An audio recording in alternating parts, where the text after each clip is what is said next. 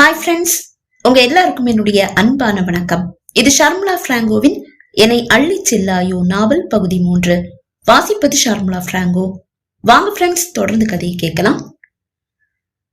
அந்த இளம் தம்பதிகள் சிறிது நேரம் தங்களுக்குள் பேசிக் கொண்டிருந்தனர்.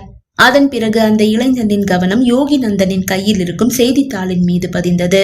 ஏதோ ஒரு செய்தி அவனது கவனத்தை ஈர்க்க சார் என்று யோகி நந்தனை அழைத்தான்.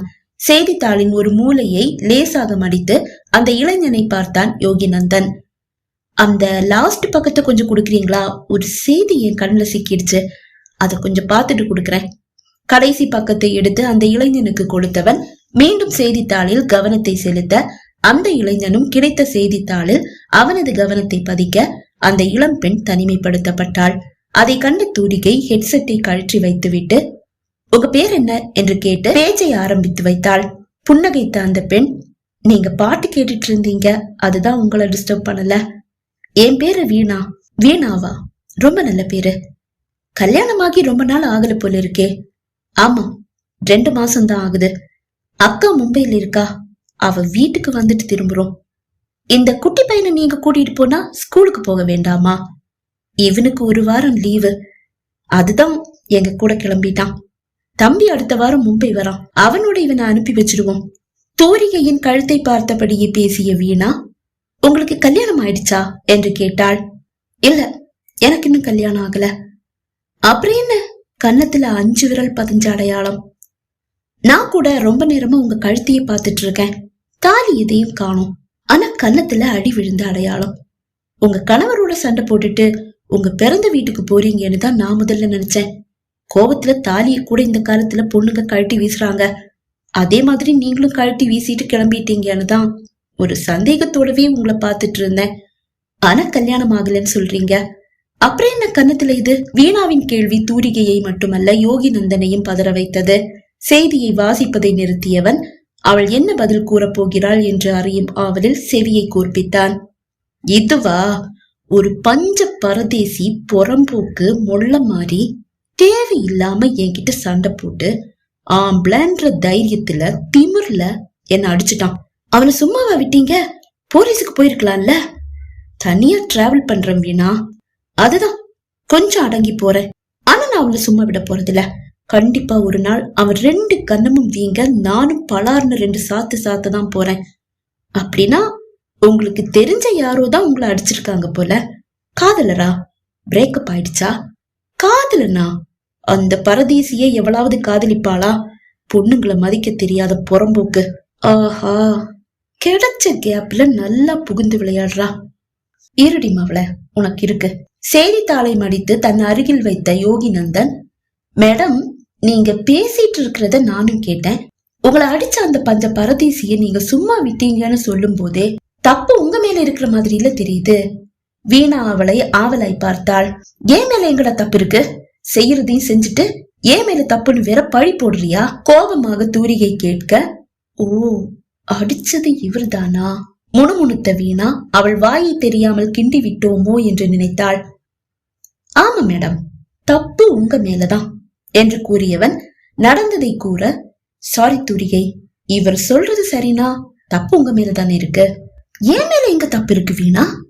தெரிஞ்சு பண்ணாலும் தெரியாம பண்ணாலும் தப்ப இவன் தானே பண்ணான். இவன் தானே பாட்டில் அடிச்சான்.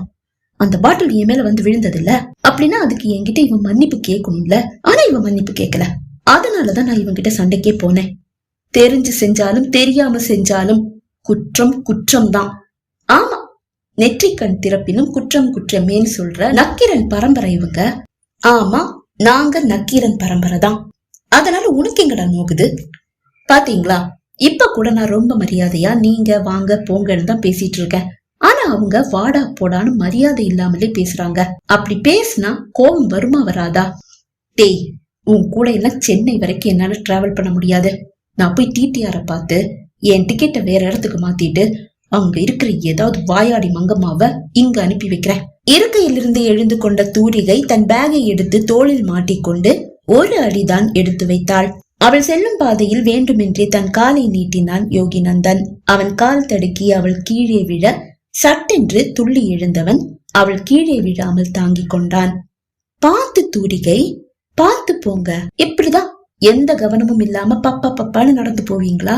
அவள் அவனை முறைக்க, என்ன மேடம் இப்படி முறைக்கிறீங்க? உங்க பார்வைய பார்த்தா ஏதோ நான் தான் வேணும்னே காலை நீட்டி உங்களை தடுக்கி விழ வச்சுட்டேன்னு சொல்லுவீங்க போல இருக்கே.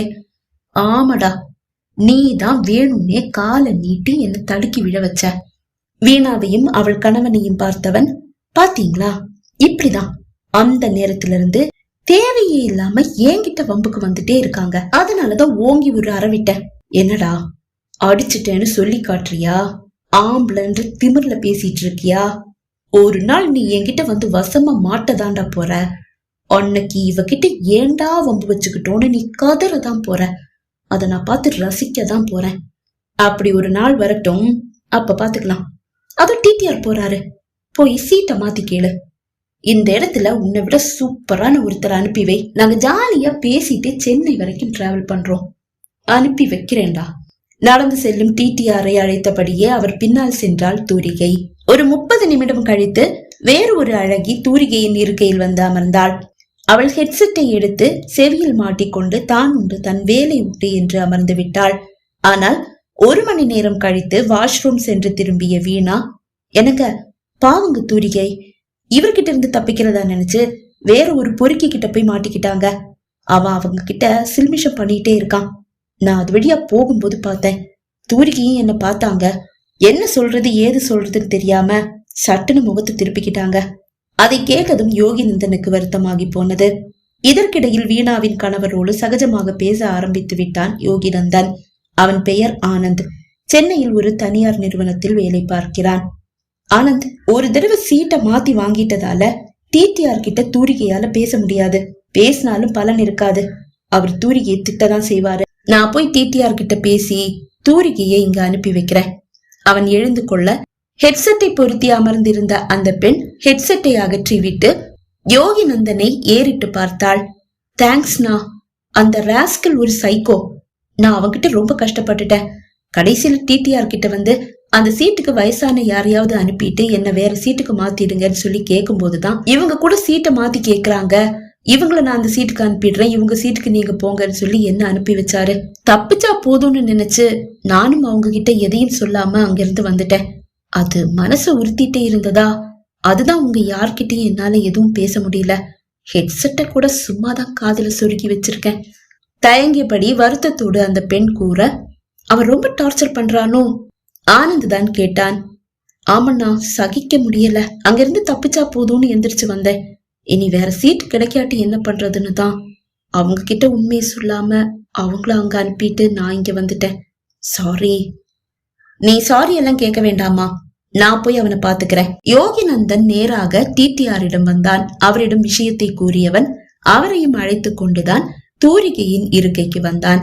அப்போதும் அவளிடம் சில்மிஷம் செய்து கொண்டிருந்தான் அந்த இளைஞன். டிடிஆரையும் யோகிநந்தனையும் கண்டபோது தூரிகையின் மனதில் ஒரு நிம்மதி பிறந்தது. அம்மா, நீ உன்னுடைய பழைய சீட்டுக்கே போறியா? டிடிஆர் கேட்டதும் சட்டென்று தன் இருக்கையிலிருந்து எழுந்து கொண்டவள் மறுப்பேதும் கூறாமல் தன் இருக்கைக்கு செல்ல தயாரானாள். தன் நிலையை பார்த்துவிட்டு சென்ற வீணா விஷயத்தை கூறியிருக்க வேண்டும். தனக்கு உதவவே அவன் வந்திருக்கிறான் என்பது புரிந்தும் அவனுக்கு ஒரு நன்றி கூட கூறாமல் அவனை அலட்சியப்படுத்திவிட்டு சென்றாள் தூரிகை. தூரிகை சென்ற பிறகு அந்த இளைஞனின் கவனம் நடுத்தர வயதை தாண்டி நிற்கும் அந்த பெண்மணி மீது விழுந்தது. அவர் அருகில் வந்தவன், மேடம், அவசரமா ஒரு போன் பண்ணணும். என்னுடைய போன்ல சார்ஜ் இல்ல, உங்க போனை கொஞ்சம் கொடுக்கறீங்களா என்று கேட்டபடியே அந்த பெண்மணியின் அருகில் மிகவும் நெருக்கமாக ஒட்டி உரசி அமர்ந்தான். தம்பி, உனக்கு என்னுடைய மகனுடைய வயசு கூட இல்ல. நீ பக்கத்துல உட்கார்ந்தா அது தப்பு இல்ல. ஆனா உன்னுடைய உரசல் இருக்கே, அது ரொம்ப தப்பா இருக்கு. எந்திரிச்சு போறியா? அந்த பெண்மணி சிறிது கோபமாகவே கூற, அதுதான் உங்க மகன் வயசு கூட இல்லைன்னு சொல்லிட்டீங்களே, அப்புறம் என்னம்மா என்றவன் இன்னும் நெருக்கமாக அமர்ந்தது மட்டுமல்லாமல் அவர் அணிந்திருந்த சுடிதாரையும் தாண்டி தன் விழிகளை அவர் உடலில் ஓடவிட்டான். தம்பி, நாங்க சில சமயங்கள்ல ஆம்பளைங்க துணை இல்லாம டிராவல் பண்ண வேண்டிய கட்டாயத்துல இருக்கோம்.